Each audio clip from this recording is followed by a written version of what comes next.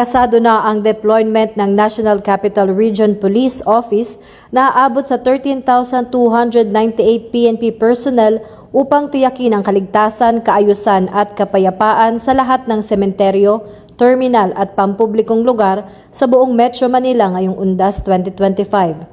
Sa paghahanda para sa inaasahang dami ng tao, nanindigan ang NCRPO na magbibigay ng komprehensibong seguridad upang maging ligtas at makabuluhan ang pag-obserba ng Undas.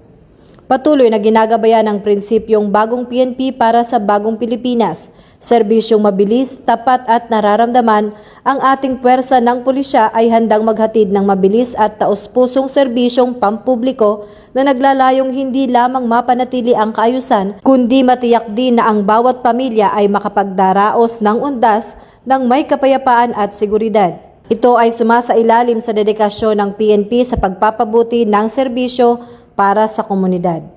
Para sa iba pang napapanahong balitang pampulisya, laging tumutok sa Police News Network, alagad ng batas, tagataguyod ng balitang pulis. Ako po si Patrolwoman Sari Bernales, nagbabalita para sa Police News Express.